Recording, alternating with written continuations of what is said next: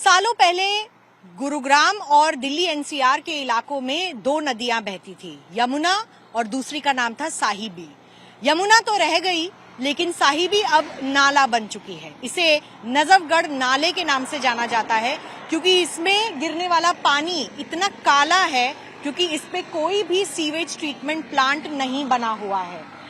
गुरुग्राम की जो आज स्थिति है वो कहीं ना कहीं इस नदी से जुड़ी हुई है, क्योंकि जब आप इस नदी को देखते हैं जो इस वक्त नाला बन चुकी है, ये गुरुग्राम का किसी समय एक नेचुरल यानी कि प्राकृतिक ड्रेनेज सिस्टम होता था। अब वो ड्रेनेज सिस्टम खराब हो गया है। जो 3-4 बड़ी जो ड्रेन्स थी वो गुरुग्राम से इसमें पानी छोड़ने की कोशिश करती हैं, लेकिन इतनी ज्यादा वहां पर डेवलपमेंट हो गई है, बड़े बड़े घर बन गए हैं, बड़ी बड़ी बिल्डिंगें बन गई हैं कि इतना ज्यादा सीवेज और वेस्ट अब ये नाला भी होल्ड नहीं कर पा रहा है। इसका मतलब यही है कि अब यहाँ पर भी पानी की जो निकासी किसी वक्त होती थी वो भी नहीं बन पा रही है, वो रास्ता पानी नहीं यहाँ तक ले पा रहा है, और इसीलिए थोड़ी सी बारिश के बाद गुरुग्राम में जो बाढ़ की स्थिति बन जाती है वो लगातार वैसी की वैसी ही दिखाई देती है। जो पर्यावरण में काम करते हैं उनका कहना है कि अब ये जो नदी है ये मर चुकी है, ये सिर्फ एक नाला बन चुकी है और इसको रिवाइव करने की कोशिश की जा रही है, लेकिन बहुत समय लगेगा, क्योंकि इसमें सीवेज ट्रीटमेंट प्लांट नहीं बने हुए हैं। और जब तक कम से कम हरियाणा गुरुग्राम के इलाके में बड़ी बड़ी ड्रेनेज सिस्टम्स नई वाली नहीं बनाई जाती हैं, तब तक पानी का जो बहाव है वो यहाँ तक नहीं आएगा। और थोड़ी सी 6 इंच की जो छोटी छोटी नालियां बनाई जाती हैं वो 1 घंटे में ही गिव अप कर देती हैं, और इसीलिए शायद गुरुग्राम में आज भी आप बाढ़ की स्थिति देखते हैं जब जब बारिश होती है। यही जो प्रॉब्लम है दिल्ली में भी देखी जाती है, लेकिन यमुना अपने आप में कुछ पानी सोख लेती है और कभी कभी यमुना का जलस्तर भी बढ़ जाता है। लेकिन गुरुग्राम में खासकर ये जो आज स्थिति दिख रही है वो कहीं ना कहीं साहिबी जो नदी है उसकी मौत के बाद भी दिखाई दे रही है, क्योंकि नदी का मर जाने का मतलब होता है एक प्राकृतिक जो एक जरिया था पानी निकलने का, वो कहीं ना कहीं खत्म हो गया गुरुग्राम के लोगों के लिए। और जो पर्यावरण में लोग हैं वो ये भी कह रहे हैं कि अगर ज्यादा देर गुरुग्राम में बिल्डिंगों के आसपास पानी खड़ा रहा तो आने वाले समय में गुरुग्राम की जो बड़ी बड़ी इमारतें हैं वहां पर जो है दरारें भी पड़ सकती हैं। क्या आप जानते हैं कि दिल्ली और हरियाणा के आसपास सिर्फ यमुना नदी ही नहीं थी, एक और नदी थी जिसको आज एक गंदे नाले की तरह बुलाया जाता है। मैं बात कर रही हूँ नजफगढ़ नाले की, जो गुरुग्राम का एक ऐसा ड्रेनेज पॉइंट था, नेचुरल ड्रेनेज पॉइंट, प्राकृतिक तरीके से बना हुआ था, जो आज नाले में तब्दील हो गया है। और थोड़ी सी बारिश के बाद जो गुरुग्राम में आप एक पानी का जो फ्लड देखते हैं, बाढ़ जैसी स्थिति देखते हैं, वो इस ड्रेन की वजह से अब हो रही है। वो क्यों हो रही है इसके बारे में हमें ज्यादा जानकारी देने के लिए हमारे साथ आकाश फोगाट हैं, जो परमार्थ समाज सेवी संस्थान में काम करते हैं और साहिबी नदी का कंजर्वेशन का काम भी ये कर रहे हैं। आकाश, ये जो पीछे हमें दिख रहा है ये ड्रेन, अब ये नदी तो दिख ही नहीं रही है, इसको तो नाला कहा जाता है, और दिल्ली से ये सिकर से शुरू होकर दिल्ली से क्रॉस करके यहाँ आती है, इसे नजफगढ़ नाला वहां कहते हैं। इसका और गुड़गांव में होने वाले जो बाढ़ की स्थिति है थोड़ी सी बारिश में, उसका क्या रिलेशन? सबसे पहले तो नमस्कार आप सभी देशवासियों प्रदेशवासियों को। जैसा कि आप देख रहे हैं ये साहिबी नदी है, और इसको जो है लोकल जो लोग हैं वो बोलते हैं नाला, और दिल्ली में जाके ये हो जाता है नजफगढ़ का गंदा नाला जिसको बोला जाता है। ये आता है राजस्थान के शिकर से शुरू होता है, रेवाड़ी से एंटर करके झज्जर से होते हुए, और ये गुड़गांव के बॉर्डर से लगते हुए सीधा दिल्ली में एंटर करता है।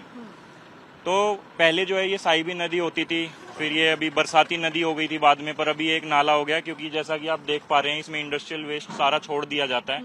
और गुड़गांव की बात करते हैं, गुड़गांव में पहले ऐसी सिचुएशंस नहीं होती थी, क्योंकि पहले इतना कंस्ट्रक्शन नहीं किया गया था। तो अभी क्या है कि गुड़गांव में इतना ज्यादा कंस्ट्रक्शन हो गया है, और गुड़गांव के जो गाँव में पहले वेटलैंड्स होते थे और जो है पॉन्ड्स होते थे जिसको जोहड़ भी बोलते हैं, पहले उनमें पर्कुलेशन बहुत अच्छी रहती थी, पानी ग्राउंड वाटर लेवल जो है अप था, और ग्राउंड वाटर की जो क्षमता थी उसकी होल्ड करने की पानी को वो भी अच्छी थी जमीन की, क्योंकि गुड़गांव की जो जमीन है वो सैंडी सॉयल है। जी। कुछ जो बाहरी गुड़गांव में इधर पड़ता है वो दोमट मिट्टी है, पर जो मेन है वो सैंडी सॉइल ही है, जो रेतीली मिट्टी जिसको बोलते हैं। तो उसकी क्षमता बहुत अच्छी होती है पानी को जो है पर्कुलेशन की। तो अभी क्या हो गया, कंस्ट्रक्शन हो गया, और अभी कंस्ट्रक्शन की वजह से पानी जमीन में नहीं जा रहा है।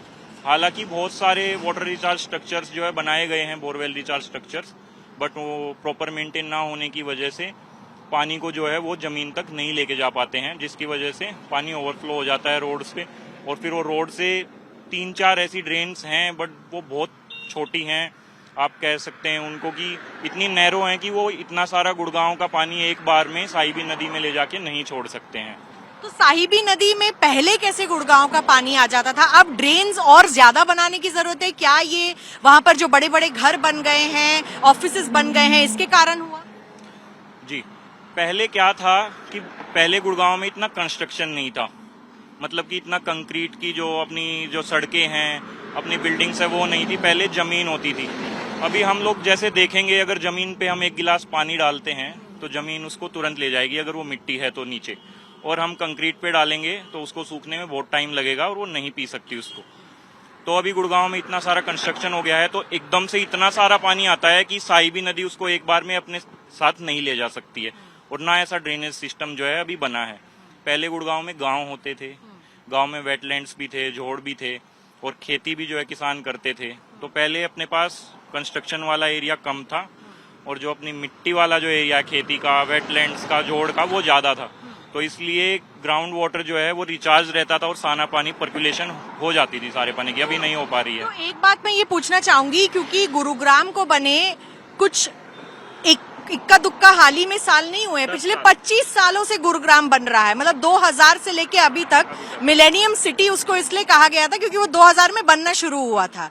तो पिछले 25 से ज्यादा सालों में एक बार भी डिस्ट्रिक्ट एडमिनिस्ट्रेशन या जो ड्रेन्स बनाते हैं वहाँ पे, जो म्युनिसिपल कॉर्पोरेशन है, उनके दिमाग में ये नहीं आया कि अब ये इतनी ही ड्रेनें हैं 3-4, इसमें से जो साहिबी नदी में पानी नहीं जा पाएगा? 25 साल क्यों लग रहे हैं इनको ड्रेन्स बनाने? देखिए, वैसे तो जब गुड़गांव जो है, जब गुड़गांव का कंस्ट्रक्शन शुरू हुआ था, जब ये शहर बनना शुरू हुआ, उसी टाइम से ही इसको एक वेल प्लान्ड सिटी के तौर पे जो है बनाना चाहिए था। तो उन लोगों को पहले ही ड्रेन्स हो गई या फिर बोरवेल रिचार्ज स्ट्रक्चर्स हो गए, वो उनको बनाने चाहिए थे। अभी यहाँ का पानी भी डिप्लीट हो रहा है। पानी का लेवल भी जो सोना की तरफ का गुड़गांव, वहाँ पे 400 फीट पे पानी है, और जो ये फारूक नगर का जो एरिया है, यहाँ पे कुछ गाँव ऐसे हैं जिनका पानी जो है 150 फुट पे चला गया है। पर ग्राउंड वाटर लेवल रिचार्ज नहीं हो रहा है, क्योंकि कंस्ट्रक्शन सारा का सारा पानी जो है वो ऐसे ही बह जाता है इन ड्रेन्स में। तो अगर देखा जाए तो अगर म्युनिसिपल कॉर्पोरेशंस हैं, वो अगर बोरवेल रिचार्ज स्ट्रक्चर्स पे थोड़ा सा ध्यान दें और रूफ टॉप हार्वेस्टिंग, तो ग्राउंड वाटर लेवल भी अप होगा, और जो ग्राउंड वाटर का जो अपना जो प्योरिटी है वो भी उसकी अच्छी होगी, और जो अपनी फ्लड आती है गुड़गांव में उस पे भी कंट्रोल हो जाएगा। और दूसरा कारण क्या है कि यहाँ पे जो नेचुरल रिजर्वियर्स थे जो, वो भी बहुत कम हो गए हैं गुड़गांव में, अब खत्म हो चुके हैं। तो ये कुछ कारण हैं। ये भी तो एक नेचुरल रिजर्वॉयर ही था। ये भी एक नेचुरल। अब ये गंदा नाला, ये काला काला जो पानी इसमें जा रहा है, ये नाला बन गया है। और जैसे जैसे आप आगे जाओगे तो जितना भी इंडस्ट्रियल वेस्ट है वो सब इसी में डंप होता चला जाता है। बेसिकली अगर हम इसको सुधार देंगे तो यमुना में हम 20 to 30% जो है यमुना का पानी भी हम ठीक कर सकते हैं, क्योंकि यमुना में यही है सबसे ज्यादा जो पॉल्यूटेड वाटर लेके जाती है। यमुना का पोल्यूशन भी इसी की वजह से 30% तक सुधार हो जाएगा अगर हम इसको सही कर देंगे, 30 से 40%।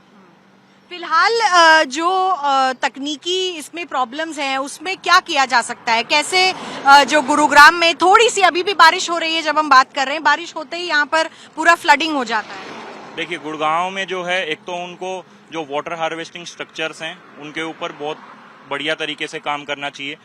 बोरवेल रिचार्ज स्ट्रक्चर्स बहुत सारी कंपनीज हो गई या बहुत सारी इंडस्ट्रीज हो गई, वो बनाते हैं, बट वो उसका जो है टाइम टू टाइम उसकी सफाई नहीं करवाते हैं। जब हम बोरवेल रिचार्ज स्ट्रक्चर बनाते हैं तो हमें उसको साल में एटलीस्ट 2 बार नहीं कर सकते, वैसे 2 बार करना चाहिए।